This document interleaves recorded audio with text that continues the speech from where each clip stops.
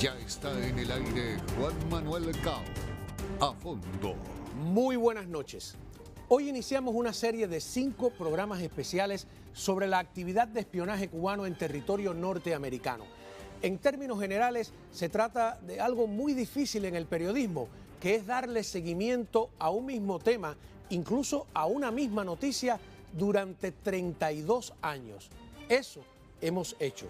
A continuación, recordaremos qué fue lo que sucedió en octubre de 1992, cuando filmamos en plena labor de espionaje a un diplomático de la Embajada cubana ante las Naciones Unidas en Nueva York, y que debido a las pruebas que obtuvimos, tuvieron que expulsarlo de los Estados Unidos.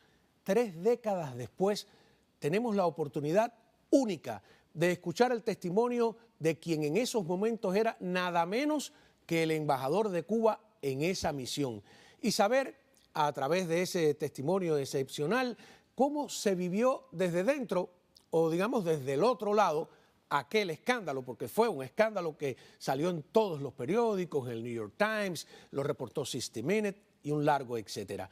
En este primer reportaje también vamos a compartir con ustedes la evaluación de un oficial de la línea política de la inteligencia cubana, que en aquel entonces había desertado unos años atrás, nos ayudó a entender lo que teníamos en la mano. Y 2 cosas más.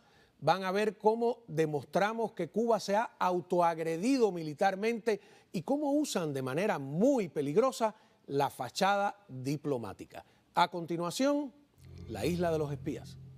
Yo no he visto un precedente donde un canal de televisión haya logrado captar en cámara de manera oculta una entrevista entre un oficial de inteligencia y un agente dirigido por ese centro de la inteligencia en un país determinado, en este caso en Estados Unidos y en las calles de Nueva York. Creo que es algo realmente insólito, por no decir único, porque lo que se hizo, lo que hiciste tú como periodista fue filmar y grabar una entrevista real entre un agente de la seguridad, un oficial de la seguridad de la inteligencia cubana y uno de sus agentes que resultó que había sido un doble agente.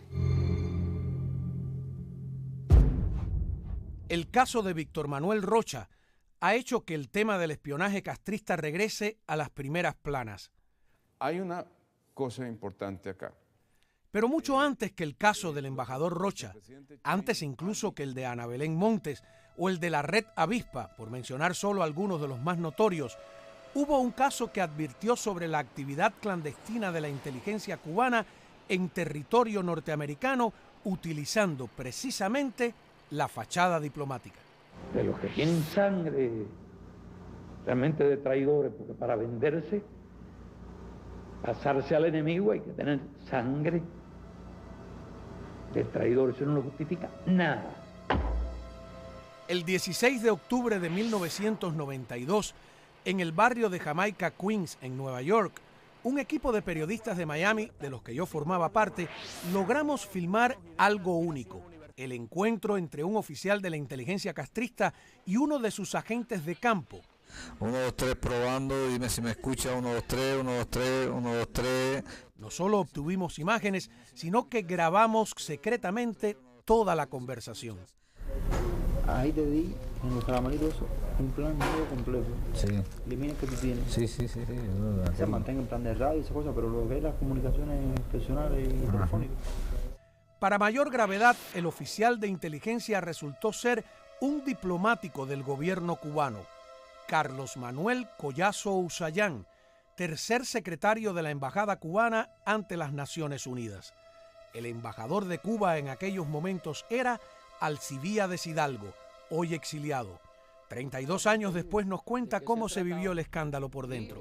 Aquello fue una conmoción interna, por supuesto, muy fuerte. Yo llevaba apenas 2 meses ahí en Naciones Unidas, entonces a partir de allí, por supuesto, al jefe del centro de la inteligencia, el coronel Edmundo Suárez, no le quedó otro remedio que hacerme a mí, que era el embajador y que teóricamente era el máximo responsable de esa misión, ponerme al tanto de lo que había sucedido y de lo que estaba por suceder. Y lo que estaba por suceder es que a consecuencia de nuestra investigación periodística, el Departamento de Estado expulsó inmediatamente de los Estados Unidos al diplomático que había sido captado por nuestras cámaras en plena labor de espionaje. Yo creo que no ha habido un caso, yo no recuerdo un caso en que se haya filmado por una entidad periodística una entrevista entre un oficial de la inteligencia de cualquier país y uno de sus agentes, y luego eso haya sido objeto de una divulgación periodística.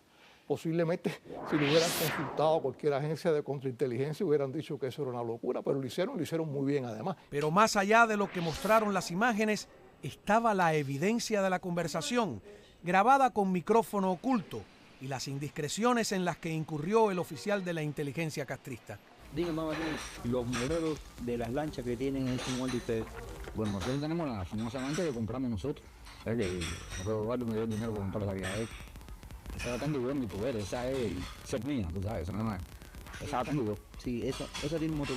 No es motores. Dos motores. Sí, esa ustedes tienen fotografía de ahí y todo, de ahí las especificaciones, pero está buena, ¿no? La fórmula, que tiene dos motores de 235 caballos, que es la que tiene. ¿Qué tamaño tiene esa? Esa tiene 24 pies. Es más de tipo fórmula, pero tiene dos motores de Ford Wilder. Uno de los aspectos sorprendentes de la conversación es que dejó constancia de que el gobierno cubano organizaba autoataques armados a la isla y que incluso había entregado $12,000 a su agente en Alfa 66 para comprarle una lancha a la misma organización a la que acusaba de terrorista. Y la pregunta en ese caso fue, ¿por qué? Bueno, porque es que Cuba necesitaba, y te diría que aún necesita, que tener enemigos capaces de llegar a las armas, etcétera. Era su forma de movilización, su forma de victimización. Y por supuesto, yo creo que el caso ese de los $12,000 debe ser uno entre muchos en que se financiaron operaciones en las cuales muchos emigrados, exiliados, que incluso fueron a Cuba en son de combate, fueron sencillamente embarcados y en una operación de principio a fin, elaborada por la seguridad del Estado. Y bueno, una de las cosas que se probó con ese caso fue que Cuba se autoagredía para montar todo un espectáculo respecto a las agresiones de los grupos del exilio.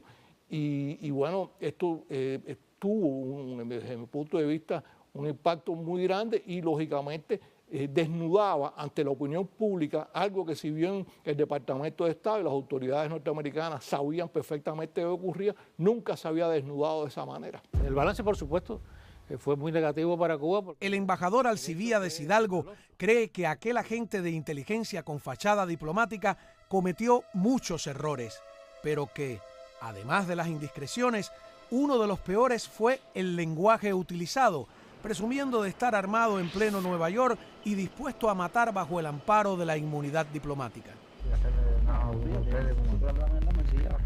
Además, es que Yo malo, yo no joda. Yo ando ensillado, muy jodido. Y nosotros igual andamos como mierda. yo no traigo nada para acá porque yo, muchachos, no avión tengo que traer. Pero yo sí, así está. No tengo conversación. para que no haya problema. No, como mierda, como muerto. Y que hay que me voten aquí. No hay que parar un día. Después de todo lo más que pueden ser votar. Total, y lo mejor, me voy de aquí. Sí. Y no tengo que estar aquí. Pero no, como mierda. Le pregunto a Alcibíades, quien también fue viceministro de Relaciones Exteriores de Cuba, si eso forma parte del manual del espía o del protocolo. No, no creo que eso sea parte del protocolo de ninguna agencia de inteligencia profesionalmente capaz de cumplir sus funciones. Este señor realmente resultó ser un agente muy torpe.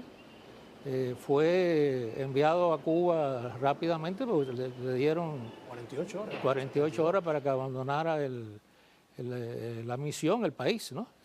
Lo hizo un vocero de la Embajada de Estados Unidos ante Naciones Unidas, que es el país sede de Estados Unidos, por supuesto, y se le dio esa orden de expulsión En la embajada, el centro de inteligencia le organizó una despedida, tratando de darle un halo heroico a lo sucedido y por supuesto diciendo que había sido una injusticia, etcétera. En La Habana, curiosamente, le correspondió al entonces viceministro Fernando Ramírez de Stenós reaccionar ante la declaración pública de Estados Unidos de que había habido un diplomático expulsado. Ellos no dan las razones, no hay una narrativa del hecho, pero sí explican que incumplió, es decir, hizo algo más allá de sus funciones diplomáticas, que es el lenguaje que se utiliza para eso, y Ramírez de Stenós negó absolutamente que eso fuera cierto, dijo que era una provocación, etcétera. Es muy curioso que Ramírez de Stenós, que fue uno de las personas que fue cesado en sus funciones junto con Carlos Laje y Felipe Pérez Roque, pues ahora radica en México. De esos tres personajes, creo que es el único que ha logrado escapar o por alguna razón le fue permitido escapar del castigo que significa para ese tipo de exfuncionario permanecer en Cuba. El tema de la inmunidad nos coloca ante uno de los tantos peligros de mantener relaciones con países enemigos o con un servicio de inteligencia tan agresivo como el cubano. ¿Por qué no solo Cuba, sino tantos países usan la fachada diplomática para el espionaje? Bueno, ha sido una práctica habitual, primero porque ofrece la posibilidad de la inmunidad. Es decir, este mismo señor que fue filmado, que llevaba un arma encima, que amenazaba, etcétera, lo único que se podía hacer con él era expulsarlo del país. No hay, él lo dice. No hay posibilidad ninguna de... Incluso hay extremos, es decir, pueden cometer algún delito, pueden llegar hasta a un asesinato y eso no tiene una sanción, digamos, penal. ¿Un diplomático puede matar a alguien en el país donde está acreditado y ese país no lo puede llevar a los tribunales? Teóricamente no. En algunos casos muy contados puede existir la posibilidad de que se renuncie a esa inmunidad para enfrentar el asunto y resolverlo de una manera política. Pero hay esencialmente no hay forma de culpar a un diplomático de un delito. Se supone que no los cometan tampoco, ¿no? Las valijas diplomáticas constituyen otro factor a tomar en cuenta, pues se supone que son inviolables y han sido utilizadas por Cuba no solo para el espionaje, sino también para la subversión. Pero en general, la fachada diplomática ofrece a los servicios de inteligencia otras ventajas.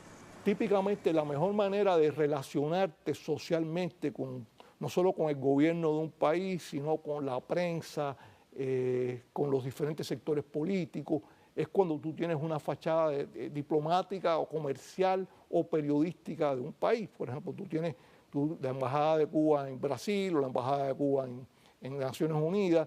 En los cócteles diplomáticos se mueven muchos políticos, se mueven diplomáticos norteamericanos, se mueve gente del departamento. Ya esa cobertura te va facilitando el círculo para de manera legal hacer tú el estudio operativo para después, o sea, estudio de individuos, para tú después reclutar personas con las cuales vas a iniciar un trabajo clandestino e ilegal. El caso del diplomático atrapado con las manos en la masa en 1992 constituyó un adelanto de lo que vino después, la red Avispa, Ana Belén Montes o el caso más actual del embajador Rocha.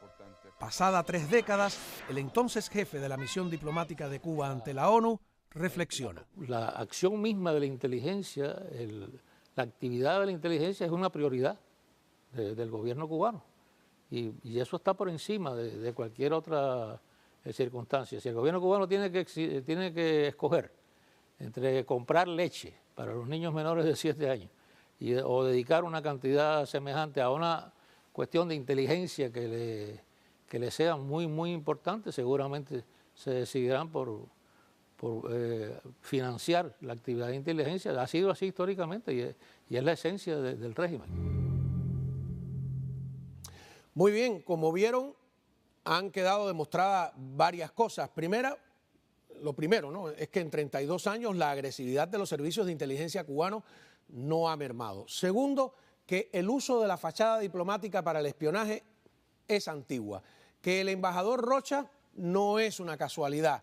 Y tercero, la hipocresía de Cuba fabricando autoataques para victimizarse. Cuando regresemos de la pausa, les tengo un segundo reportaje que muestra cómo fue posible filmar y grabar la conversación del oficial de inteligencia castrista con su agente de Miami. Regresamos con esta serie de programas especiales sobre la isla de los espías.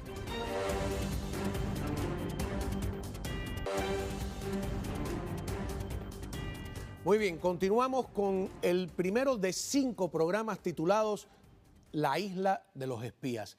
En el segmento anterior vimos el caso de 1992, cuando filmamos a un diplomático castrista en plena labor de espionaje y su inmediata expulsión de los Estados Unidos. En este segundo reportaje vamos a ver cómo se transmitían los mensajes secretos y también cómo fue posible hacer esta filmación en la que además le grabamos toda la conversación que se suponía era secreta. Y vamos a conocer a Panchito, el agente Adán, el doble espía que lo hizo todo posible. Francisco Ávila Ascuí, Panchito, era en el momento de los hechos nada menos que el jefe militar de Alfa 66, posiblemente la más beligerante de las organizaciones militares del exilio, pero era además, desde hacía 13 años, un agente de la inteligencia castrista, el agente Adán, y era también una pieza clave del FBI, es decir, un doble agente. Hoy en día, una guerra sin inteligencia, o sea, sin espías, no existe, no hay.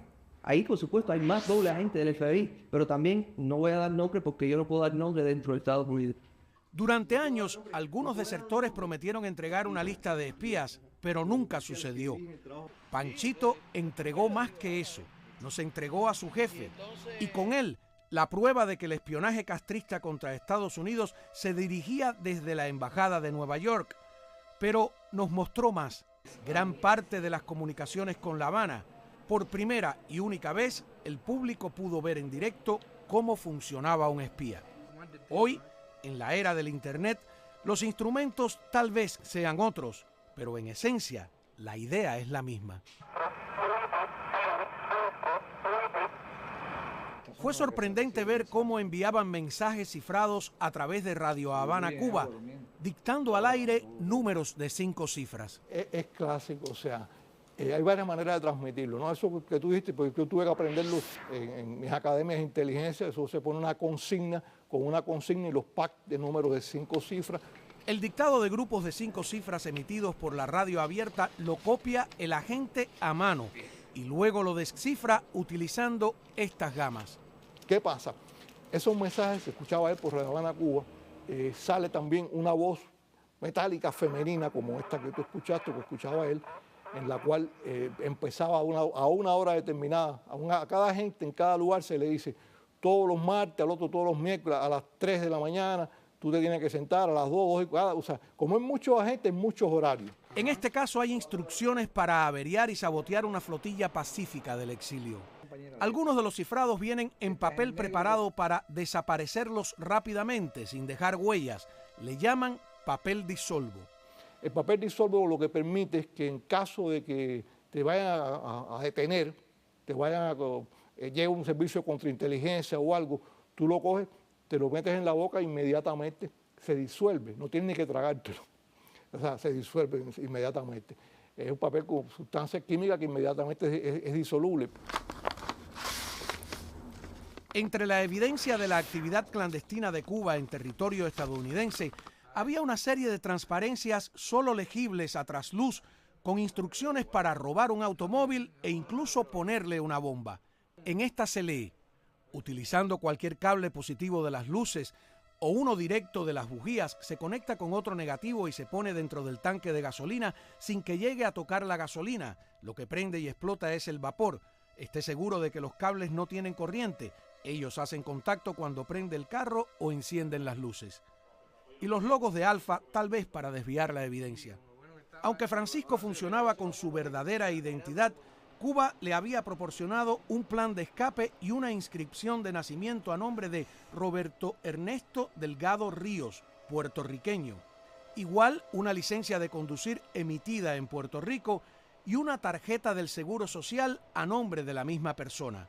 Cada documento con todas las firmas y cuños oficiales, lo que da lugar a la sospecha de que Cuba, para estos fines, penetra esas instituciones del gobierno norteamericano, lo que explicaría, por ejemplo, el caso de Mariano Faget, detenido en febrero del año 2000 y acusado de espiar para Cuba dentro del Departamento de Inmigración norteamericano, donde ocupaba un alto cargo.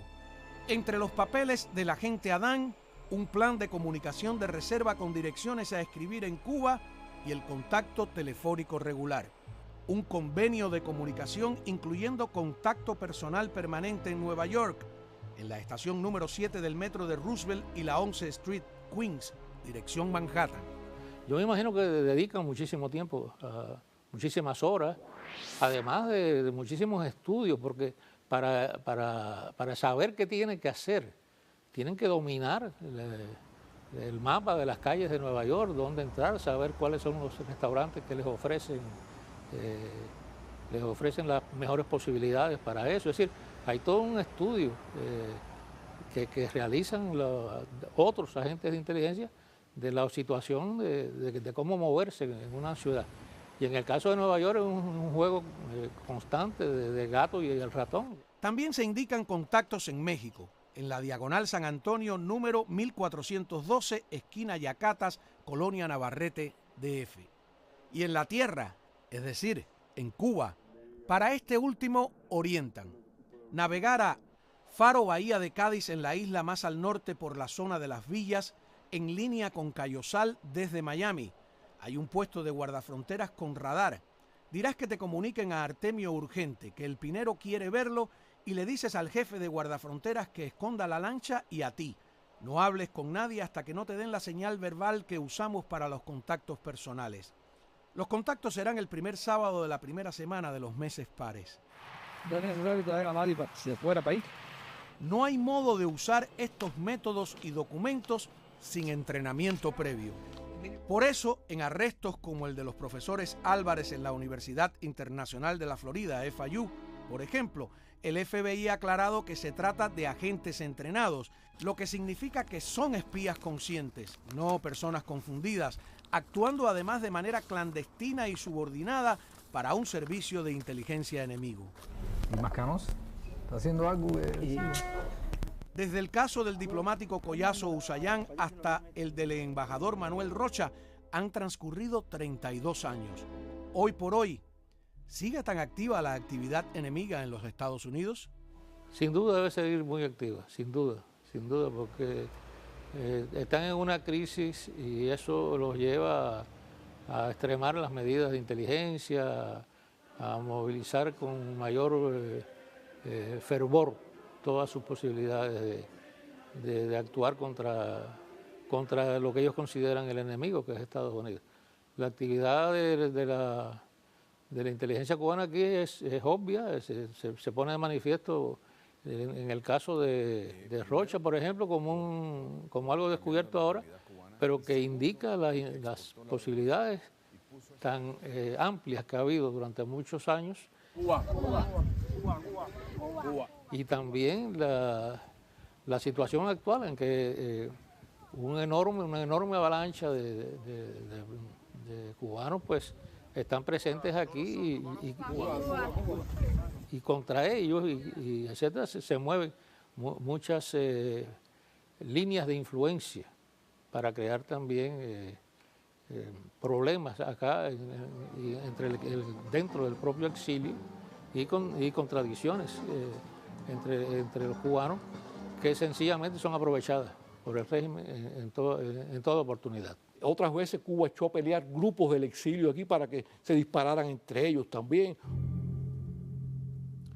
Bueno, los especialistas que hemos consultado coinciden en que resulta sumamente raro que un medio periodístico obtenga documentación real de cambios de identidad de los espías, transmisiones de códigos por radio abierta, gamas, papel disolvo, transparencias, convenios de comunicación, planes de escape, es decir, pruebas de toda la actividad clandestina de Cuba en territorio norteamericano, incluyendo instrucciones para hechos violentos. Quiero aclarar que esto no lo hice yo solo. Trabajaron en esta investigación los periodistas Pablo Gato, Leticia Herrera y Jorge Lewis, y que sin el apoyo del gerente general de entonces, José Cancela, nada habría sido posible. Pero cuando regresemos, tendremos aquí sentado en esta misma mesa al protagonista principal de aquellos eventos, el agente Adán, un hombre tan discreto que hace 3 décadas prácticamente no aparece en ningún medio. Estará aquí conmigo rompiendo ese largo silencio. No se vayan.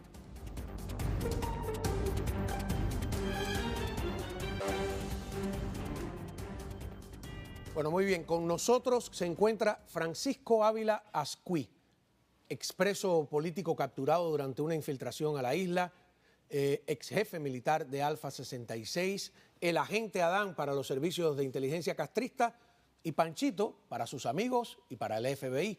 Un hombre discreto, serio, que hace 3 décadas, como dije anteriormente, no aparece prácticamente en ningún medio, que no alardea y que hoy, a la luz de los acontecimientos actuales del caso Rocha, rompe con nosotros parte de ese largo silencio. Así que le doy la bienvenida a Francisco Ávila Ascuí. Gracias por estar con nosotros, Panchito. Gracias a Dios. A ver, montones de preguntas, ¿no? La primera es, han pasado 32 años. 32. Y parece que estuviéramos ayer, ayer en lo mismo. Y luego la gente ha ido olvidando eso que gracias a ti pudimos hacer ese reportaje especial. Pero antes de explicar cómo fue todo y tu decisión de acercarte a la prensa, un poco de tu historia, ¿no? Tú, cuando Fidel Castro llegó al poder, eras muy joven. ¿Qué edad tenías? 12 años. 12 años. ¿Y de qué parte de Cuba tú eres? De Pinar del Río. De Pinar del Río, ¿no?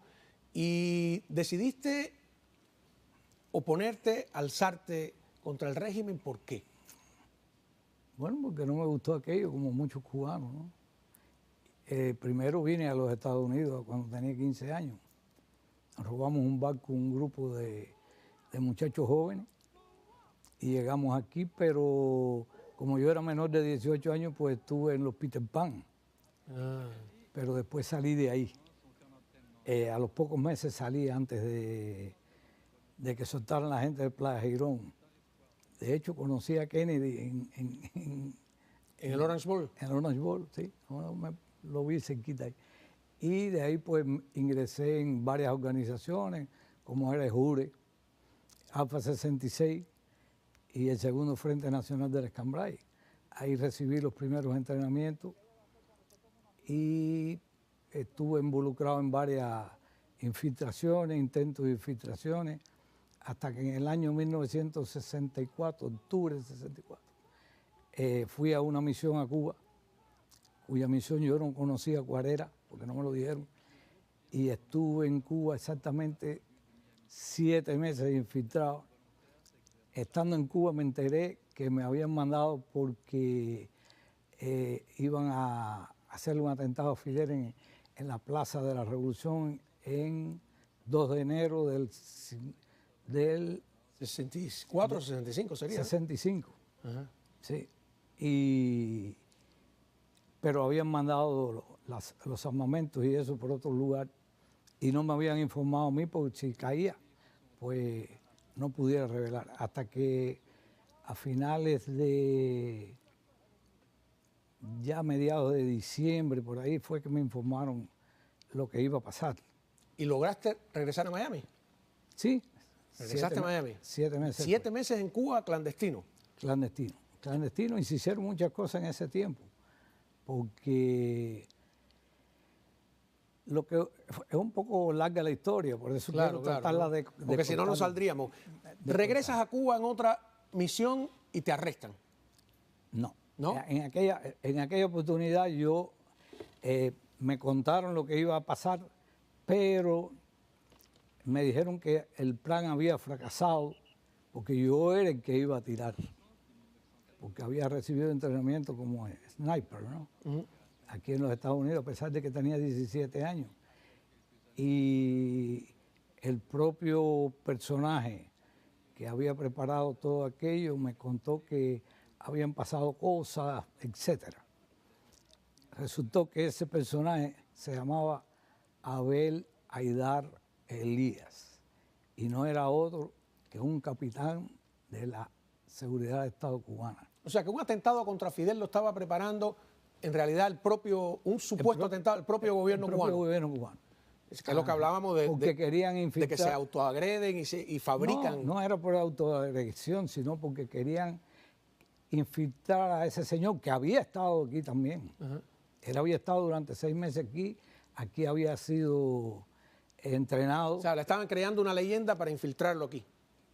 Lo infiltraron aquí. Lo infiltraron. Aquí él fue el que le planteó todo el plan a la CIA para asesinar a Fidel en el 65 y por eso me mandaron a mí. Pero a mí me mandaron antes que a él y después lo mandaron a él. Lo que pasa es que como no se pudo llevar a efecto el plan, porque en definitiva no era idea de hacerlo, pues tenía que buscar una justificación, el por qué no se hizo aquello y aún así seguir trabajando con el CIA. Tú sabes, con los americanos.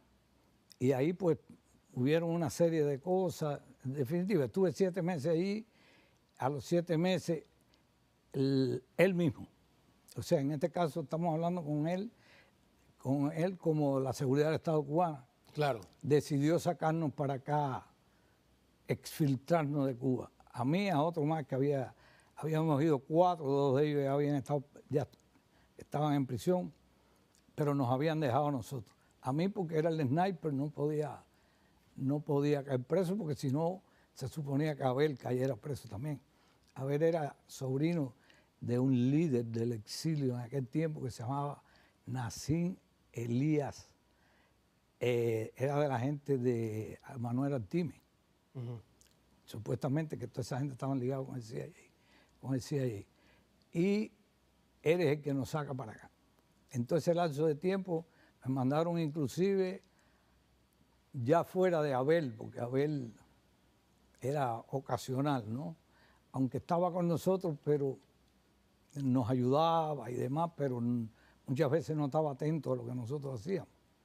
Inclusive estuve en Pinas del Río, entrenando unos alzados por una semana, enseñándolos a andar con armas americanas, porque todos sabían andar con armas, pero no armas americanas. Y estuve una semana allí, a la semana salí y me enteré que habían capturado a mi hermano, lo tenían secuestrado, Abel mismo, la misma seguridad de Estado. Pero bueno, después nos cogieron, a ver un día nos... O sea, que en ese viaje de los 7 meses es cuando... Ese viaje costó muchísimos muertos, ¿sí? Y costaron muchos fusilados. ¿Y a ti te arrestan en ese viaje o no, en otro siguiente? No, a mí me sacan del país ellos mismos. Resultó que después era la misma seguridad del Estado. Porque acuérdate que la seguridad del Estado lo que quería era hacer a Abel un personaje. Un héroe del exilio. Un personaje dentro de Cuba. ¿Cómo fabrican un héroe del exilio cuando Abel realmente no era del exilio. Abel viene de Cuba aquí con la... ¿cómo le podemos decir? Con una... bueno, como... Se me olvidan todas esas palabras, han pasado muchos años. Con los mismos grupos revolucionarios, era uno de ellos que... Abel era dirigente de una organización en Cuba, en Oriente. Claro, claro. Pero para sintetizar, porque la historia suya es tan grande, tan compleja que no nos daría tiempo. Usted regresa en otra misión y ahí sí lo arrestan, ¿no? Ya yo regreso a los Estados Unidos en esa ocasión, que estuvimos 7 días tirados en mar. Estuvimos aquí y volvimos a recibir entrenamiento y ahí es donde los propios americanos me confiesan que se había descubierto que Abel era capitán de la seguridad de Estado en aquel momento. Y me dicen, no puedes tener ningún contacto con él ni nada. Yo no trabajaba con los americanos, déjame decirte. A pesar de que teníamos esas conexiones, nunca me gustó trabajar con él. Y ya en el año 67, bueno, estuve en 2 o 3 acciones en ese tiempo, pero en el año 67 se hace un plan para ir a matar a Fidel en San Andrés de Caiguanao o en Pinas del Río, cerca de mi pueblo. Y se consiguió todo el equipo y entonces nos infiltraron en Cuba. pero ya íbamos por Alfa 66, el segundo Frente Nacional del Escambray. Ya Menoyo estaba preso en Cuba. En ese tiempo, pues, logramos estar ahí 5 días batallando con ellos, porque nos descubrieron la misma noche que llegamos. El navegante se equivocó y en vez de tirarnos donde tenía que hacerlo, nos tiró en la bahía de Cabaña. Y allí fuimos descubiertos por los guardafronteras. Tuvimos una confrontación con los guardafronteras, pero logramos ir. Y desembarcamos por el otro lado. Y ahí estuvimos como 6 días luchando hasta que fuimos capturados. Vamos a hacer una pausa aquí y cuando regresemos de la pausa, ¿cuánto cambió en esa captura, no? ¿Qué sucedió? ¿Cómo los presentaron ante la prensa que estaba allí? Yo no sé si casualmente. ¿Y cómo es captado dentro de la cárcel o cómo se deja captar él dentro de la cárcel? Eso es muy, muy interesante. Regresamos con la fascinante historia de Francisco Ávila Ascuy, el doble agente.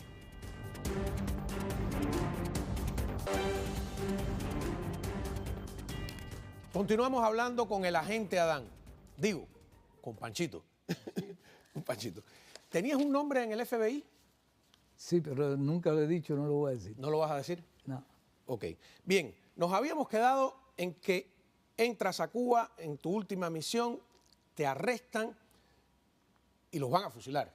Sí, por supuesto, era lo lógico. ¿Qué hacen a cambio de perdonarles la vida? ¿O no, cómo les perdonan la vida? ¿Cómo no hay ningún arreglo de perdonar la vida. ¿Ah, no? Una noche nos cogieron, nos pusieron todos los mismos uniformes que habíamos llevado de aquí, o sea, y nos hicieron una película, allí mismo en la misma seguridad. Varios días después nos cogieron, nos volvieron a poner los uniformes y yo dije, ya hoy se acabó esto. Y resultó que, pues tú no sabías cuándo era de noche ni de día, y resultó que nos llevaron a un hotel que creo, yo lo conozco por Habana Hilton. Habana Hilton, pero... Le decían Habana Libre después. Habana Libre, ajá. Y allí nos llevaron. No nos dijeron a qué íbamos ni por qué íbamos allí. Y resultó que nos iban a presentar en una reunión que había en La Habana en ese momento. De la OLAS. De la OLAS. Organizaciones Latinoamericanas de Solidaridad. ¿No? Sí, sí. O sea, estaba el teatro lleno de extranjeros, de gente de izquierda, de periodistas, y los presentaron a ustedes. Y de periodistas no de izquierda solamente, porque había muchos periodistas aquí de los Estados Unidos que no eran de izquierda. Estaba el New York Times. Yo tengo fotografías de todos ellos en mi casa, ¿no? Porque salieron en la de eso. Inclusive eran los primeros que estaban ahí. Y ellos nos quisieron entrevistar hasta en inglés. Y yo me di cuenta que allí estaba Fidel también, aunque nosotros lo veíamos desde el ángulo que estaba, pero los demás personas no la veían. Estuvo Dorticojo allí también, me acuerdo. Y allí estuvieron no sé qué tiempo. El tiempo tú sacas un preso, tú estuviste preso, ¿sabes? Así, pues se te va. Muchas preguntas, muchas cosas estúpidas, en su mayoría, ¿no? Y defensoras del gobierno, bueno, eso a mí no me interesaba, pues. Yo dije lo que tenía que decir y lo de nosotros, pues estaba descubierto. Pusieron las armas, los explosivos y todo lo que habíamos llevado lo exhibieron allí pegados nosotros. Organizado por un agente de ellos. No, sí, ellos estaban allí, ellos estaban, ¿cómo se llama esto? No. No, esa no. No. La anterior. No, esa fue organizada por Alfa 66, el segundo Frente Nacional del Escambray. Ok. Y cuando terminó aquello, nos pasaron bueno, entrevistaron a otras personas que yo no los conocía, como era Raúl Núñez. Estaba Tony Cuesta ahí, ¿no? Ese día. A Tony Cuesta lo entrevistaron por de esto, pero no lo presentaron porque acuérdate que él estaba así. ¿Menoyo declaró ese día? No, tampoco. A Tony Cuesta yo había pertenecido a su organización, entonces pues lo conocía, ¿no? Pero no estaba allí. Porque se quedó ciego, claro. Él estaba ciego. Y mal herido. Entonces, después que terminó todo aquello, nos metieron en un cuarto de allí del hotel. Realmente yo no conocía aquello.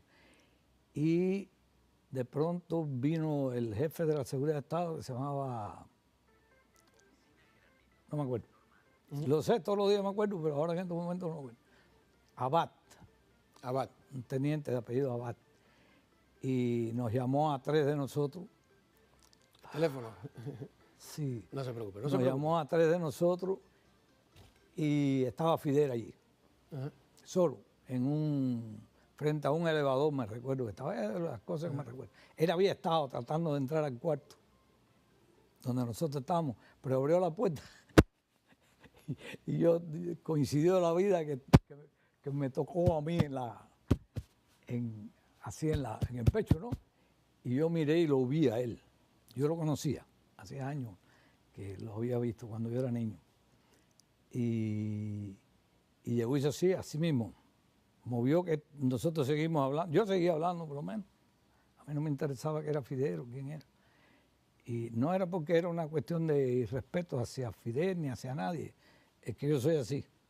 Yo no hay hombre ni más grande ni más chiquito que yo. Y yo seguía hablando con mis compañeros, que en definitiva hacía días que no nos veíamos porque estábamos aislados dentro de la seguridad. Y entonces él nos mandó a buscar. Estaba solo, sin escolta, frente a unos elevadores, nunca se me olvida. Y llegó ayer un hombre bastante alto, trigueño, vuelvo y te repito, ya yo lo había conocido anteriormente. Nos dio la mano y nos dijo, no hablamos ninguno de nosotros, y él nos dijo, los periodistas yanquis me pidieron por la vida de ustedes y no los voy a fusilar, pero les voy a echar más años que lo que puede vivir un elefante. Me cayó mal aquello, un hombre tan... ¿Después de darle la mano? No por darme la mano. No, pero digo, pero que ese doble, sí, esa suerte de cinismo, ¿no? Pero la cosa esa de que les voy a echar más años que lo que puede vivir un elefante. O sea, ya él nos había condenado, yo no estaba acostumbrado a eso. Y acuérdate, yo venía de los Estados Unidos, donde hay leyes. Habían antes y ahora siguen habiendo leyes. Y no pensé que aquello fuera así, que él era el que decía. ¿A cuánto te condenaron? Nos condenaron 2 años y pico después de estar en la cabaña. Tuvimos 2 años, realmente 3 años. ¿Sin juicio? Sin juicio. A los 3 años nos condenaron a 25 años, excepto uno de nosotros que en el tiroteo que hubo cuando nos capturaron, lo habían herido, le habían dado un tiro por aquí, por un lado, y no sé por qué razón le echaron 20 años. Él estaba bravo por eso. Le habían quitado 5 años. Sí, bueno, aquello era diferente. Y entonces, pues, después nos dijeron, no, es que los 25 años son condenas que da Fidel. La tenía Rolando Cubela, la tenía 20. A mí me da lo mismo que sea Fidel quien sea. Entonces, ¿cuántos años estuviste preso? Estuve 12 años y no sé, como 7, 8 meses. ¿Cuándo te pones en la lupa de la inteligencia para que te capten? Sinceramente estuve en la lupa de la inteligencia desde que caí preso, porque yo parece que me veía muy joven. Nos los hicieron a todos, no a mí solo. ¿Trataron de captarlos a todos? Trataron de captarlos. A mí inclusive me ofrecieron, el que nos iba a entrevistar en la propia cabaña, me ofreció 12 años de rebaja. Sí, me dijo, te podemos echar 12, 8 años. Eso depende de ti. Le dije, sí, pero hay una cosa que ustedes no han contado con ella, es que yo no soy un chivato, yo llevo ya años con esta gente afuera, ahí abajo, y veo gente, tú sabes, tú estuviste en la cabaña, y tú sabes que ahí entraban y salían. Digo, la mayoría de esa gente que hay ahí no son ni contrarrevolucionarios. La mayoría de ellos son gente que se quiere ir del país, gente que están hablando boberías en la calle. Ya había poco gente conspirando, ni mucho menos en aquellos tiempos. Estábamos hablando ya del 68, algo de eso. Bien. Y entonces pues no le acepté, ni nunca le acepté ese tipo de cosas, hasta que pasaron cosas. Vamos a hablar de qué cosas pasaron cuando regresemos de la pausa. Estamos hablando con Francisco Ávila Ascuy. Tenemos una semana para conversar y viendo los distintos reportajes. Ya vieron los 2 primeros de hoy. El hombre, como decíamos al principio, antes que Ana Belén Montes, antes que la Red Avispa, fue el caso de Francisco Ávila Ascuy, y el segundo secretario de la Misión Permanente de Cuba ante la ONU, Manuel Collazo Usayán, alias Raúl. Vamos a una pausa y regresamos. Raúl.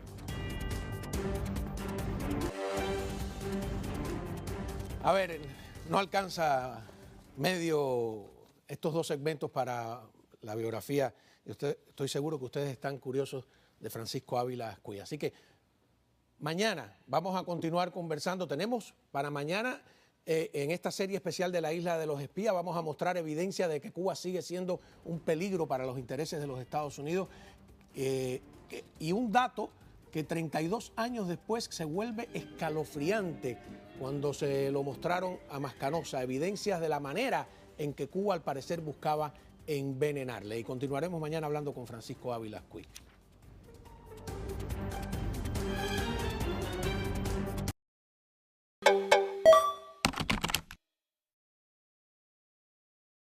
Ya está en el aire Juan Manuel Cao. A fondo. Muy bien.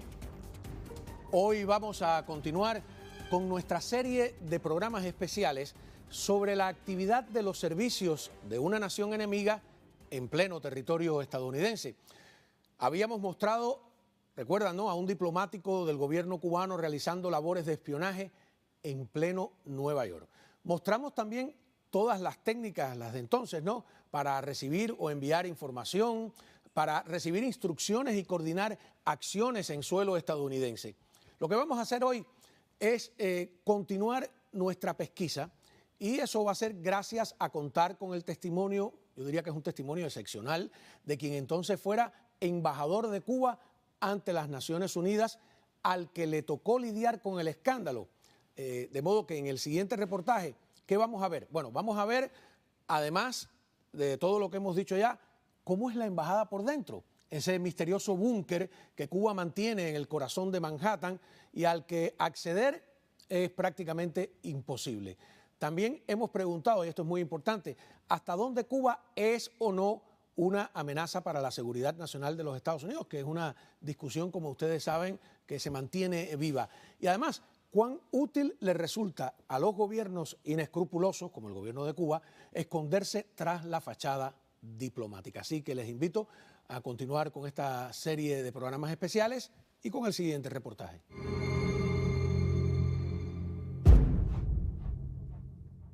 Las agencias de inteligencia buscan ese tipo de comprobación fehaciente, pero desde el punto de vista periodístico, realmente no creo que no hay un caso semejante, y a mí me tocó vivirlo del otro lado y de sorprenderme también. El caso del diplomático cubano filmado en Nueva York en plena labor de espionaje pareció no complacer a nadie. Ninguna agencia de inteligencia aprecia ni se beneficia de que se descubran casos como este. El FBI trató de quitarnos el video e impedir su salida al aire. Los grupos beligerantes del exilio sintieron que estábamos poniéndolos en ridículo. Y Cuba, como siempre, negó la evidencia.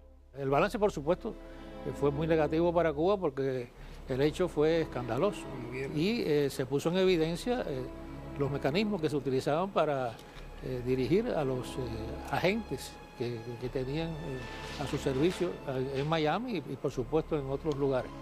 Desde la Embajada Cubana de las Naciones Unidas en Nueva York se dirigía y se dirige el espionaje en territorio norteamericano. Eso quedó en evidencia, alertando además sobre el peligro de mantener relaciones diplomáticas con un país que posee un servicio de inteligencia tan agresivo. La actividad principal de esos supuestos diplomáticos era el espionaje, es decir, para la inteligencia cubana y para Cuba como tal. Yo creo que puestos en una balanza el peso de la actividad diplomática pura de Cuba en Naciones Unidas y el peso de ese centro de inteligencia en Nueva York, con la posibilidad infinita de tener el número de agentes que ellos quieran, porque ahí no hay límite, no hay reciprocidad. Yo creo que para Cuba durante muchos años fue mucho más importante, y quizás lo sigue siendo todavía, la actividad de espionaje que la actividad misma diplomática, por más que la otra ocupe los titulares de la prensa. Al final, es mejor no tener relaciones diplomáticas con Cuba. Cuando tú ves lo que ha hecho Cuba en Ecuador, lo que hace en Brasil, lo que hace en Perú, entonces el trabajo de la inteligencia subvirtiendo, desestabilizando las democracias, ese trabajo se lo ahorrarían si no tuvieran relaciones diplomáticas con Cuba. Además, Cuba lo único que hace es hacerle daño, porque Cuba no les aporta absolutamente nada. Entonces, en las embajadas cubanas quien manda en último caso es la inteligencia, es que funcionan de manera independiente. Totalmente independiente, incluso con el control físico de la embajada. El embajador cubano, en ese caso era yo y cualquiera que haya estado ahí, no podía entrar al centro de inteligencia, no podía abrir la puerta y entrar. Eso era un sitio vedado al cual si tú querías ir tenías que hacer una coordinación previa y te recibían y te controlaban, porque viven en una eterna paranoia de que se filtren los secretos, de que se conozcan las instalaciones, que se conozcan la ubicación de esos lugares. Y en aquella época, para colmo, existían 3 diferentes agencias haciendo labor de espionaje ahí. Estaba la Dirección General de Inteligencia del MININ, o la DGI, o la ADG, como le han llamado también. Estaba la inteligencia militar y había un elemento independiente que era el representante del Departamento América, que dirigía Manuel Piñero. De la subversión. De la subversión, que también actuaba tanto en funciones políticas como en funciones de inteligencia. Para colmo, después de que las Fuerzas Armadas intervinieron en el MININ, se creó un organismo nuevo dentro de toda esa estructura militar, que era el órgano de control. El órgano de control era simplemente una nueva actividad de vigilancia, pero sobre los oficiales mismos de la inteligencia, que existía en Cuba a todos los niveles, y existe todavía en los niveles de control del MININ, y en las embajadas. A la embajada de la ONU llegó un enviado del centro de control que por supuesto era temido por todos los agentes de inteligencia que había ahí, porque su misión era espiar a los que se dedicaban al espionaje. Cambió durante la crisis con Cuba. En una reciente entrevista, el ex asesor de Seguridad Nacional de los Estados Unidos, Elliot Abrams, desestimó que Cuba fuera una amenaza. En verdad no de Cuba hoy. Tienen un servicio de inteligencia muy bueno, pero no es un peligro a los Estados Unidos. Bueno, si se trata de un peligro en términos militares, es muy difícil atribuir a un país en las circunstancias de Cuba, por su tamaño, por su desarrollo económico, por su precaria economía actualmente, etcétera, una posibilidad de amenazar a Estados Unidos. El peligro está en la influencia de Cuba en el resto de países, no solo de América Latina, también de África, etcétera, y de fomentar cualquier acción antinorteamericana. Y está también, en circunstancias actuales, en los evidentes vínculos de Cuba con Rusia, con la Rusia de Putin, con Bielorrusia, con los iraníes, que no pueden ser más descarnadas las relaciones, etcétera. Es decir, Cuba de oficio es amiga de los enemigos de Estados Unidos.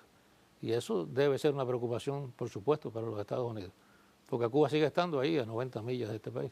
Yo no fui político, yo no fui diplomático, realmente, de verdad, o sea, usé fachadas diplomáticas, pero conozco cómo trabajan los malos y sé cómo se hace el trabajo malo y sucio. Y yo, por ejemplo, yo sí digo que Cuba, y sigo afirmando y afirmaré, mientras esa dictadura exista, Cuba fue, es y será una amenaza a la seguridad nacional de los Estados Unidos. Volviendo al tema puramente operativo, uno de los peligros del uso de las embajadas para el espionaje, en el caso de un gobierno tan temerario como el cubano, está en las ventajas que ofrece la inmunidad diplomática. ¿Por qué no solo Cuba, sino tantos países usan la fachada diplomática para el espionaje? Bueno, ha sido una práctica habitual, primero porque ofrece la posibilidad de la inmunidad. Es decir, este mismo señor que fue filmado, que llevaba un arma encima, que amenazaba, etcétera, lo único que se podía hacer con él era expulsarlo del país. Él lo dice. No hay posibilidad ninguna de... Incluso hay extremos, es decir, pueden cometer algún delito, pueden llegar hasta a un asesinato y eso no tiene una sanción, digamos, penal. ¿Un diplomático puede matar a alguien en el país donde está acreditado y ese país no lo puede llevar a los tribunales? Teóricamente no. Teóricamente no lo puede llevar, sí, efectivamente no lo puede. En Cuba ha habido casos de diplomáticos que, por ejemplo, en un accidente de tránsito han matado personas, etcétera, y sencillamente se van del país. Es un momento embarazoso en las relaciones, hay miles de disculpas. En algunos casos muy contados puede existir la posibilidad de que se renuncie a esa inmunidad para enfrentar el asunto y resolverlo de una manera política. Pero hay esencialmente no hay forma de culpar a un diplomático de un delito. Se supone que no los cometan tampoco, ¿no? A la inmunidad de la persona habría que agregar la inviolabilidad de las valijas diplomáticas que han servido a Cuba, según múltiples testimonios, para la subversión e incluso el tráfico de armas. I have come here to bury the last remnant of the Cold War in the Americas. Por eso algunos consideran que cuando Obama restableció relaciones diplomáticas con Cuba, permitiendo de hecho 2 embajadas con pleno derecho en territorio norteamericano en vez de una, aumentó los riesgos para la seguridad nacional. El ex embajador Alcibiades Hidalgo nos dice qué % del cuerpo diplomático tan solo en Nueva York se dedica realmente a labores de espionaje y subversión en vez de a la diplomacia. No menos del 60% se dedicaba a eso como oficiales de inteligencia. A eso habría que sumar unos cuantos más miembros del Ministerio del Interior que componían todo el personal de apoyo de la misión. Desde los clavistas que se encargan de transmitir las cosas, hasta los choferes, hasta los custodios, personal de la administración. Todas esas personas son prioritariamente miembros del Ministerio del Interior, lo cual les garantiza a ellos también un control de la misión, porque esa mayoría de militares impone, por supuesto, en muchas circunstancias, sus intereses a la actividad de los diplomáticos como tal. Incluso hay algunos diplomáticos que se encargaban, sí, que estaban al servicio de la inteligencia, como es el caso del señor Carlos Fernández de Cosío, el actual viceministro, que era segundo secretario de esa misión cuando yo era el embajador, y que era un diplomático oficialmente reconocido por la inteligencia como una persona que prestaba sus servicios también para ellos, lo cual crea una situación bastante curiosa. Y la base de todo esto es que es la inteligencia, es la actividad de inteligencia, es la misión militar, la esencia de ese tipo de centros de inteligencia en el mundo. No es único el de Naciones Unidas, hay otras misiones cubanas de importancia como México, como España, como puede ser actualmente Venezuela, y otros que por circunstancias se hacen importantes, donde hay fuertes centros de inteligencia que asumen la misión principal, la más importante a los efectos de los intereses de Cuba, mucho más allá que los diplomáticos. El que uno crea en la democracia, que no quiere decir que uno tiene que ser tonto, y realmente muchas veces los políticos en países democráticos actúan de una manera tonta cuando les toca lidiar con dictaduras y regímenes totalitarios, criminales y mafiosos como el gobierno de Cuba. Y bueno, por eso es que existe hoy en día una Venezuela como existe, manejada, inducida y provocada por Cuba. Por eso existe una Nicaragua, Daniel Ortega, que nunca debíamos haber regresado a este infierno que hay en Nicaragua. Por eso existe una Bolivia como la tenemos en estos momentos también, precisamente por la falta de comprensión por parte de muchos gobiernos.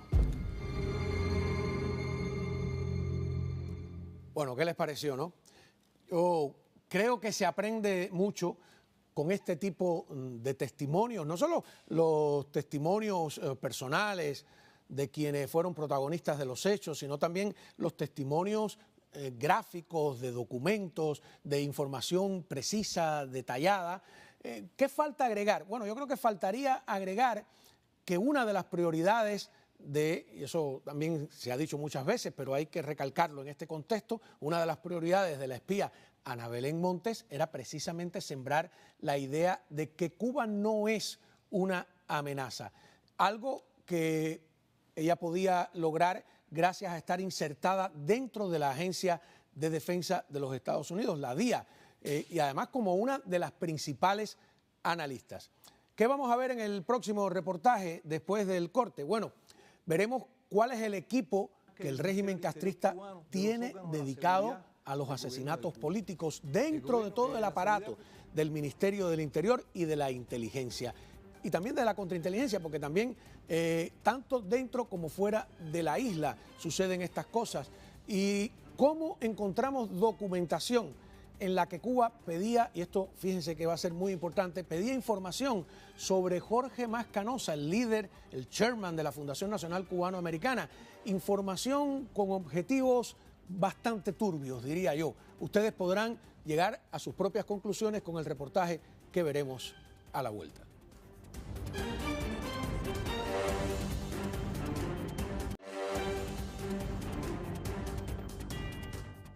Muy bien, continuamos con nuestro programa especial o la serie de programas especiales que hemos y vamos a estar presentando durante toda esta semana. Durante más de 20 años, quiero entrar en este tema, ha flotado sobre el exilio cubano una pregunta inquietante, ¿no? La de si fue asesinado o no Jorge Mas Canosa, el chairman de la Fundación Nacional Cubano-Americana. A continuación veremos una advertencia concreta que se le hizo al líder de la Fundación Nacional Cubano-Americana y también conoceremos cuál es el equipo de los servicios de inteligencia y de contrainteligencia del régimen castrista dedicado a los asesinatos políticos. Vean.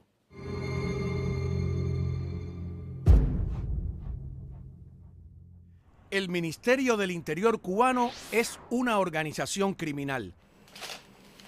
El ex capitán Enrique García fue probablemente el primero en entregar a la CIA un organigrama completo de ese brazo represor del régimen castrista. La seguridad cubana o el Ministerio del Interior se divide en varios viceministerios. En 1992, tras ayudar a identificar al diplomático que habíamos filmado espiando, Enrique compartió con nosotros esa útil información. Este ilustra todo el trabajo desarrollado por Cuba contra los Estados Unidos.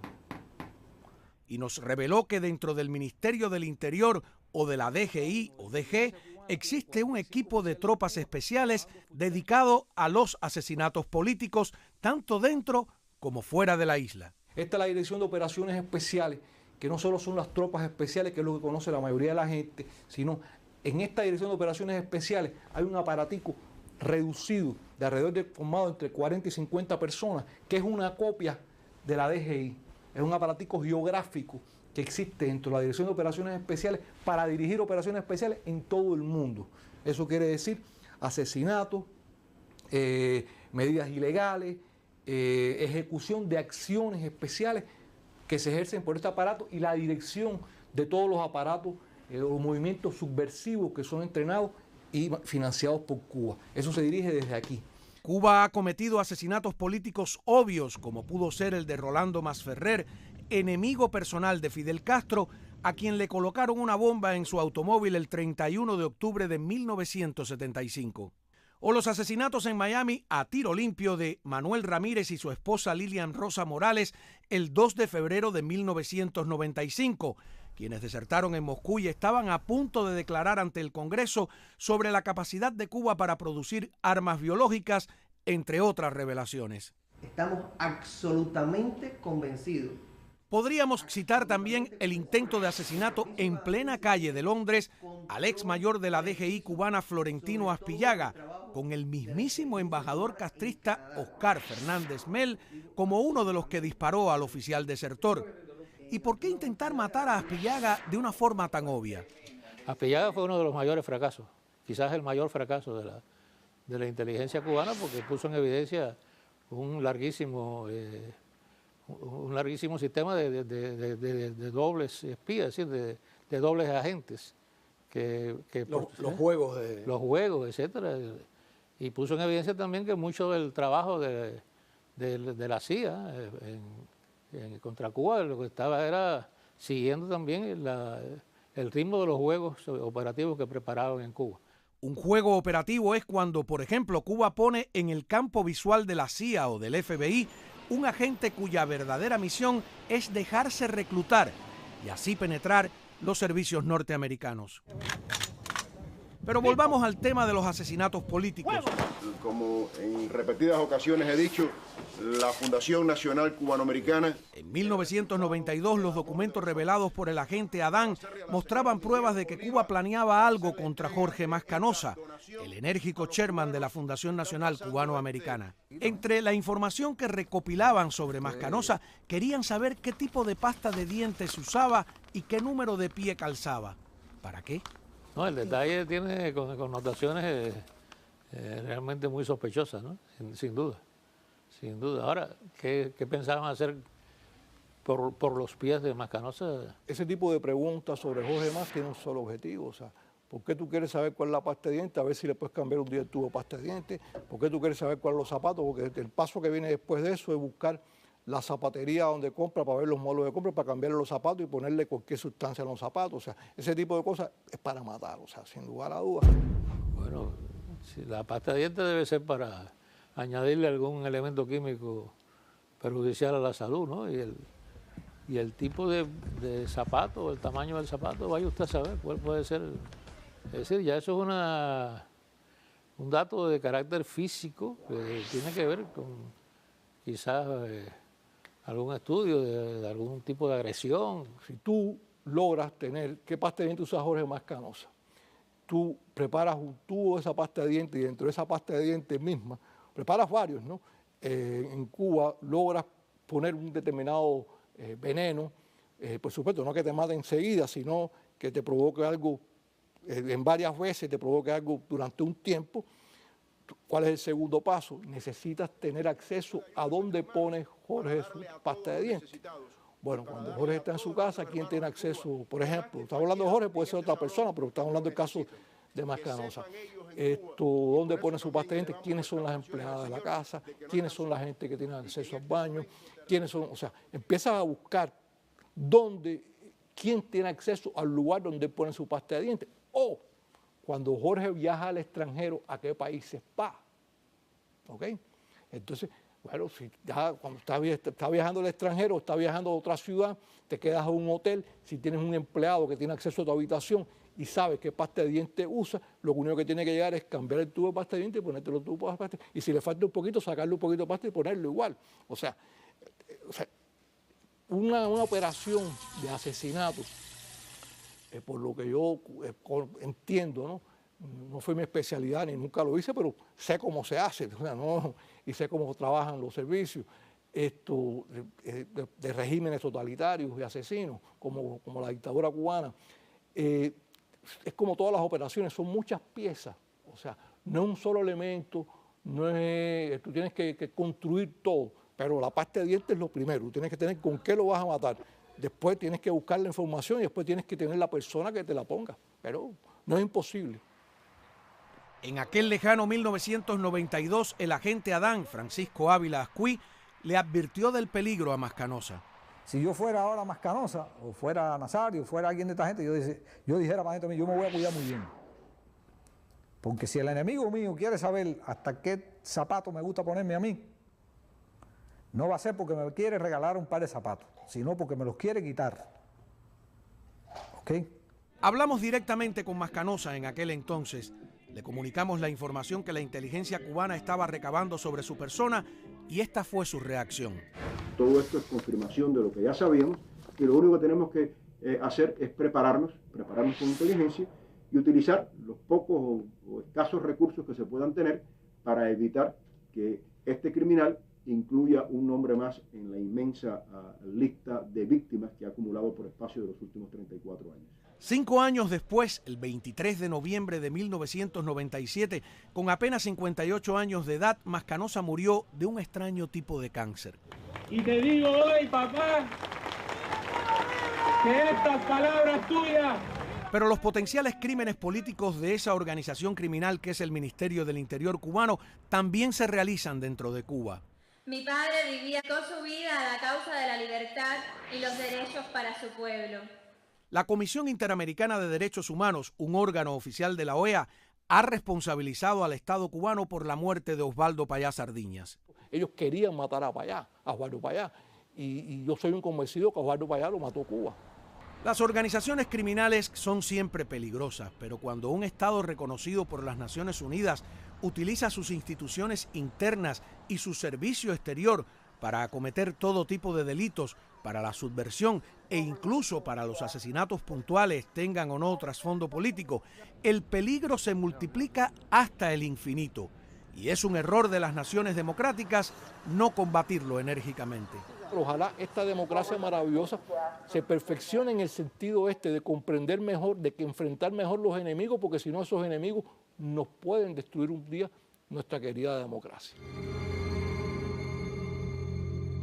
A ver, uno de los dilemas, eso tengo que reconocerlo, de cualquier periodista a la hora de abordar este tipo de información concreta, exponiendo la capacidad criminal de los servicios de inteligencia y contrainteligencia de gobiernos temerarios, es que estos regímenes aprovechan la intimidación, se nutren de la intimidación y aunque quieren aparentar inocencia, les conviene de alguna manera propagar la idea de que tienen brazos largos y de que son capaces de hacerle daño a sus opositores incluso en la distancia. De modo que uno como periodista no puede evitar esa sensación de que de alguna manera está contribuyendo a propagar esa intimidación.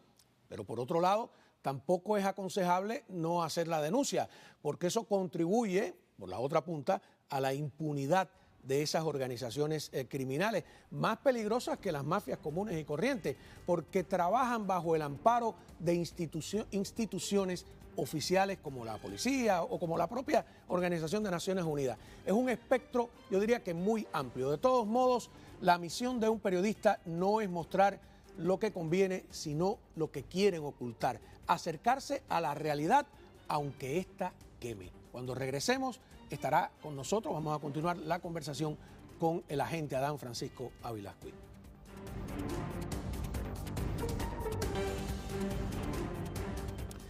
Muy bien, visto el material, ayer dejamos por la mitad la conversación con Francisco Ávila Cuy, Panchito, el doble agente, el agente Adán para la seguridad del Estado, Panchito para sus amigos o para el FBI. Y muy interesante, ¿no? Quienes no nos vieron ayer, habíamos resumido un poco la biografía de él siendo muy joven, empezó a luchar contra el castrismo, se infiltró varias veces, estuvo 7 meses incluso escondido clandestinamente dentro de Cuba y en una de esas infiltraciones lo capturan y lo condenan a 25 años de cárcel. La seguridad del Estado se acerca a él se pone en el visor de la seguridad del Estado. Me acuerdo, bueno, bienvenido, gracias por continuar la conversación. Sí. Me acuerdo que en el 92 me dijiste que tú te hiciste interesante para la seguridad del Estado estando preso. Entonces, la primera pregunta es, ¿la seguridad del Estado trata de reclutar presos políticos? Sí, por supuesto. ¿Sí? Trata de reclutar a todo el que sea interesante a ellos, pueda dar lo mismo que sea un balsero que un preso político. Eso no. Yo conozco muchos presos políticos que fueron también, pero no voy a mencionarlos, ¿no? ¿Por qué? Ya eso pasó. ¿Por qué te quisiste hacer interesante para la seguridad del Estado? No, yo no me quise ser interesante. Esa es la frase que me dijiste en el 92. Sí, sí, pero yo no me quise ser interesante. Fui interesante para ellos. ¿Por qué? Te estoy diciendo que desde el principio fui interesante. Pero lo que sucedió fue lo siguiente. Después empezó ya Cuba a tener ciertas relaciones con los Estados Unidos. Uh-huh. La gente viajaba, iba, venía, etcétera. Y yo todavía estaba preso, ¿no? Y hubieron gente que se me acercaron, no específicamente de allá, gente de aquí.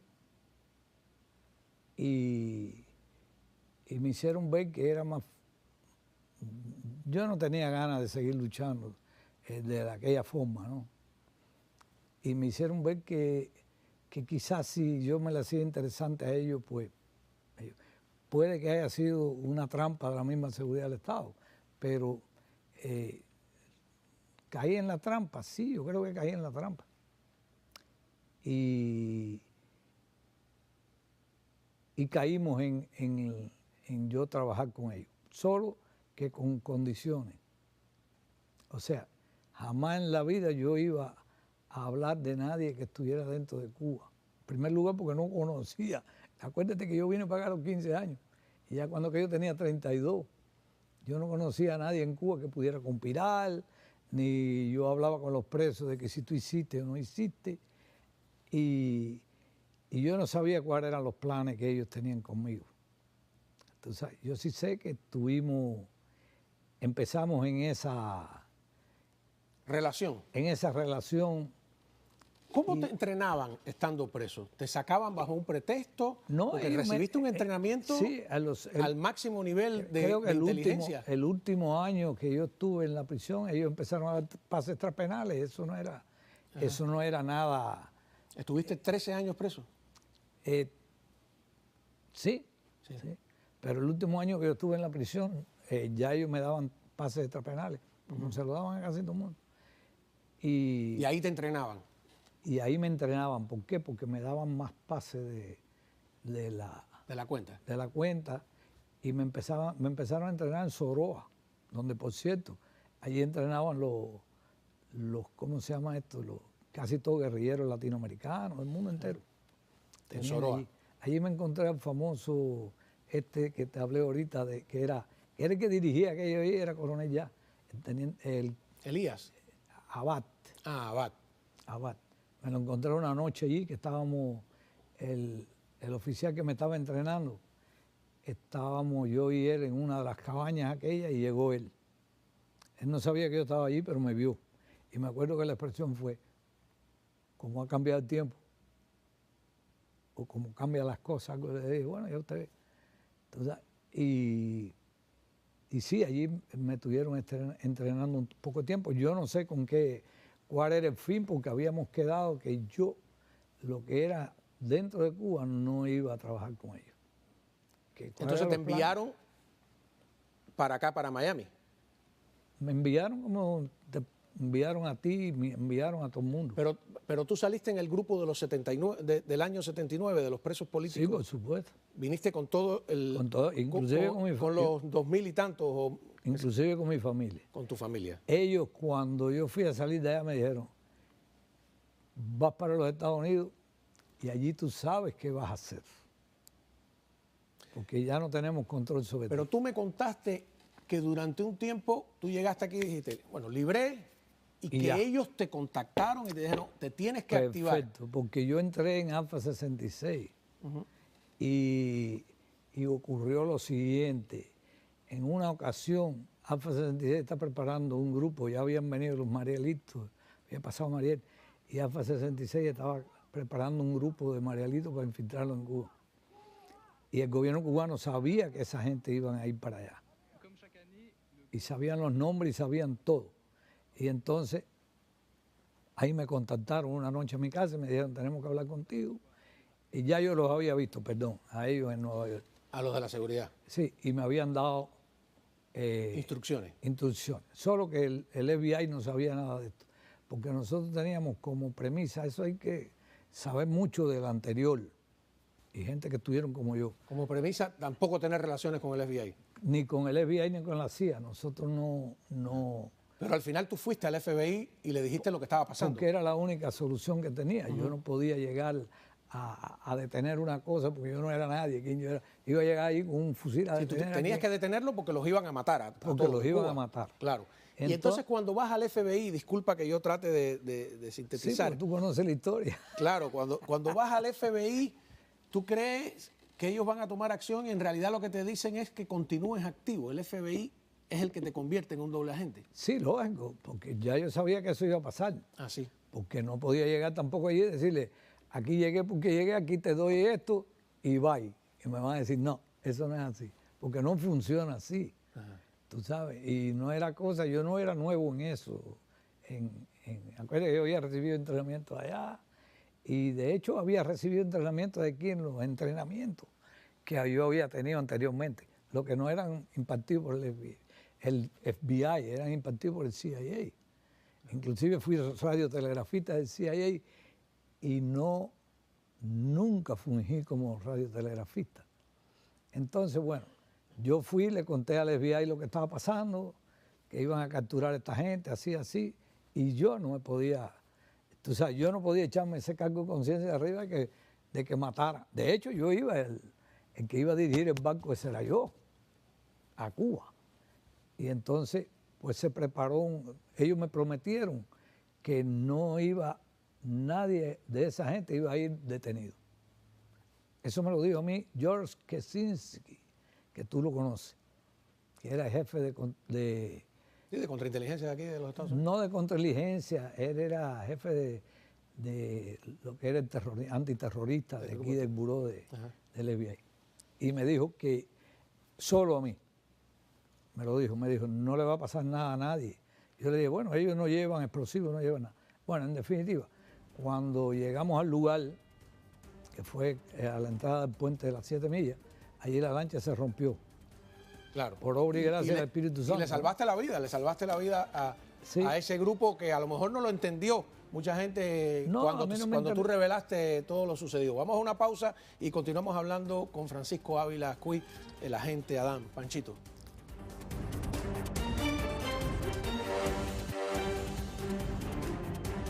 Bueno, continuamos hablando con Francisco Ávila Ascuy. Podríamos estar aquí días, porque hay tantas cosas que contar, ¿no? Pero en esencia estuviste trabajando como doble agente otros 13 años prácticamente. Cuando te acercaste a nosotros, daba la impresión, han pasado ya 32 años, 33 de la desintegración de la Unión Soviética, 35 de la caída del muro de Berlín, que Cuba podía caer también, iba a ser un problema si aparecía un expediente tuyo en Cuba. Pero no. El expediente mío verdadero aparecía aquí. A mí el de allá no me interesaba. No suelen mostrarlo. El de allá no me interesaba. Lo que pasa es... ¿Por qué decides venir a la prensa? ¿Por qué decido venir a la prensa? Te voy a decir por qué. Porque el FBI... ¿Quería que siguieras trabajando? No. Ya mi función con el FBI había terminado. Por una razón muy sencilla. Hubo una persona, y yo no lo hablé, lo hablamos entre yo y él, inclusive tengo una grabación de eso, donde él me confiesa a mí que estábamos hablando de Aspillaga Lombard. Aspillaga Lombard, sí. Aspillaga y yo, antes de venir inclusive a todo esto, yo y él estuvimos hablando, yo lo conocía, no de Cuba, lo conocí aquí. Y él me dijo, yo fui el que le dije al FBI quién tú eras. Solo que el FBI sabía quién yo era. Porque Aspillaga Lombard descubre los juegos operativos, que es como se llama, a quienes... pero tú no eres un juego operativo, ¿no? Un juego operativo es cuando tú te pones precisamente en el ojo de la agencia contraria para tratar de infiltrarla. El FBI... Aspillaga, cuando llega aquí, le confiesa, le dice al FBI que él sabía. Él no conocía mi nombre, pero sabía que el puesto mío en Alfa 66, y le dice, yo sé que el que tiene el puesto de jefe de operaciones militares de Alfa 66 trabaja con la seguridad del Estado cubano. Eso lo sabía el FBI, por supuesto. ¿Y cómo tú lo supiste? Bueno, porque yo en una noche estábamos festejando, ¿no? Festejando con un grupo inclusive habían hasta generales, y estaban hablando de Alfa 66. Y uno de los oficiales ¿De Cuba? De Cuba, estaban en Cuba. Uno de los oficiales le dijo, no te preocupes por la gente, porque Alfa 66 tenía un nombre en Cuba. Eso es Aspillaga haciéndote el cuento. Aspillaga haciéndome el cuento, yo lo tengo grabado en la casa, en mi casa lo tengo grabado. Y me dijo, ese oficial me dijo a mí, no te preocupes, porque el jefe de operaciones militares de ellos trabaja con nosotros. Fue una indiscreción de la persona, eso para que tú veas. Sí, Sí, se cometen indiscreciones en todas partes. Indiscreciones, porque el hombre era un general del Ministerio del Interior. Y se lo dijo a Aspillaga, y por supuesto Aspillaga cuando llegó aquí lo dijo. Pero Aspillaga no pudo decir, se llama Francisco Ávila, se llama Cao, se llama. Pero el FBI entonces decidió que nosotros, cosa que yo le había pedido, inclusive yo le dije, estoy cansado de esto, tengo familia, tengo todo y ya me había jugado la vida, había salvado los dos jefes principales de Alfa 66 en una operación que fuimos a Cuba, que yo no tenía que ir. Yo no tenía que ir y sin embargo fui por salvarlo a ellos. Bueno, porque lo tengo en mi casa. Tengo entendido que en ese viaje iba otro sospechoso de ser seguroso también. Sospechoso no era de la seguridad del Estado, era capitán, inclusive tenía grado de capitán. Se llamaba Armando Valdés. Y él mismo preparó el viaje. Tenía las mismas características mías. Tenía un hombre que no tenía ni dónde caerse muerto, como decimos nosotros, y tenía una lancha con 2 tremendos motores y la ponía a disposición de Alfa.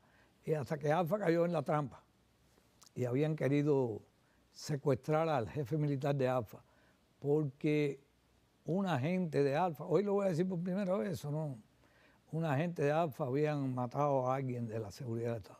Sí, en los Everglades, ¿no? En los Everglades. Yo tenía esa información, Ajá. pero nunca he tenido nombre. No, pero esa gente... ¿A machetazos? ¿A machetazos? Sí. O sea, tenía esa creo que información. encontraron el cadáver de él hace un tiempo atrás. O sea, era un peligro si la gente de Alfa de repente es que llegaba a la conclusión de que tú eras un agente de la seguridad del Estado. Es que a esos muchachos, yo no sabía que existía nada de eso, que había pasado nada de eso. Porque yo en ese momento era nada más que el navegante en Alfa. Yo nunca quise tener puesto alto precisamente por eso.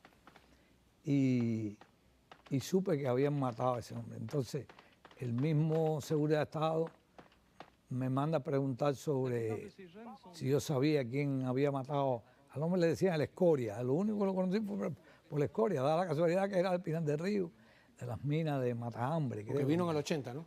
Y vino con los Marielitos. Pero toda esa gente era Marielitos.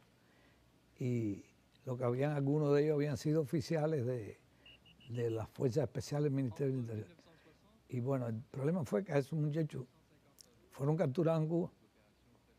Posterior a eso lo fusilaron a todos. Y yo me enteré de eso después. Yo no ni participé en eso, ni supe nada de eso, ¿no?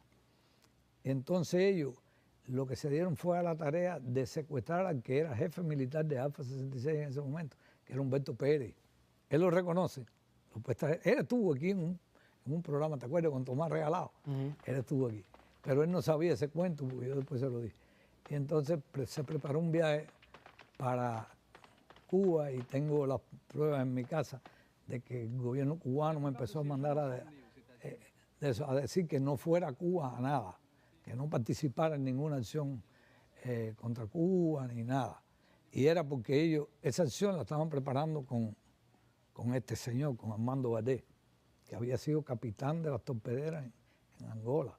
Pero yo sospechaba de Armando Valdés y se lo había dicho al FBI, pero esto no es Cuba. El día que se filmó a este segundo secretario de la Misión Permanente de Cuba ante la ONU, que tú te pusiste el micrófono oculto, que el hombre estaba armado, alardeó de estar armado, tú no lo estabas porque no podías llevar un arma por supuesto, a Nueva York en avión, etcétera. Nunca te he preguntado qué sentiste, ¿no? Era una situación bastante compleja la idea de entregarlo, ¿no? De entregar a tu jefe. De entregarlo. Él estaba entregado. Acuérdate que él no lo entregamos nosotros, porque si yo llevo años trabajando con el FBI sabe quién es el hombre. Lo que pasa es que como ya yo tengo que romper con ellos, en una palabra, ¿no? Ya yo tengo que retirarme de todo eso. Y así me lo hicieron saber, me condecoraron, me hicieron 1.000.000 de cosas, como acostumbran ellos. ¿Los de Cuba te condecoraron? Los de aquí. Ah, los de aquí. No, los de Cuba te condecoraban hasta por escupir. Eso no. Ellos te mandaban y te decían, el comandante jefe te felicita, acá. Yo digo, bueno, ¿quién es? Pero yo a eso no le hacía caso, creo que por la casa andan. ¿Qué medalla te dieron aquí? La medalla 30 aniversario de los órganos de la seguridad del Estado. Ah, te dieron allá. ¿Y aquí? Aquí. Ellos me la mandaron aquí. Ah, ¿te la mandaron? Sí. Bueno, me la mandaron, no, ellos no te la mandan, ese papelito. Aquí no te dan medalla. Aquí te dan reconocimiento. Medalla aquí se la dan a los militares. Okay. Te dan... Se nos acabó, Francisco, el tiempo, ¿no? Te agradezco. Nos quedan apenas 2 minutos. ¿Tenemos otro segmento más? Sí, sí. Bien, tenemos. Vamos a ese segmento y regresamos.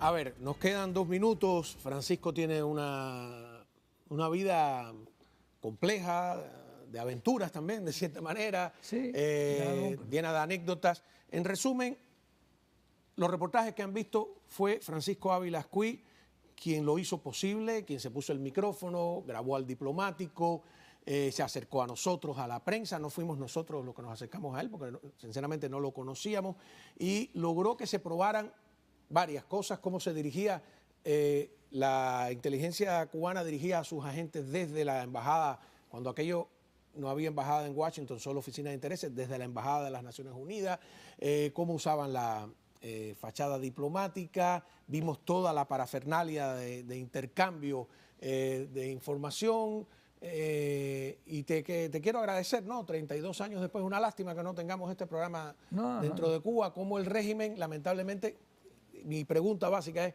¿tú crees que la seguridad del Estado, que la inteligencia castrista sigue tan agresiva como cuando hicimos ese reportaje en el 92 o que se calmaron? Yo pienso una cosa, que ellos siempre van a seguir agresivos porque ellos están a la defensiva, ¿no? Eso es lo que pasa, es que nosotros tenemos la tendencia de subestimar los servicios secretos americanos que nos han mantenido en libertad viviendo en un país de libertad en muchos años, ¿no? Y que piensan que los americanos no se enteran de nada. Eso es importante, ¿no? Que no estamos tratando de glorificar para nada a la inteligencia castrista. Glorificamos más a la inteligencia cubana que a la inteligencia de los Estados Unidos, pero no se la saben todas. A la inteligencia de los Estados Unidos eso no le interesa. Muchísimas gracias, Francisco Ávila Ascuy. No cabe la historia en el tiempo que tenemos. Continuamos con esta serie especial, La Isla de los Espías. Mañana.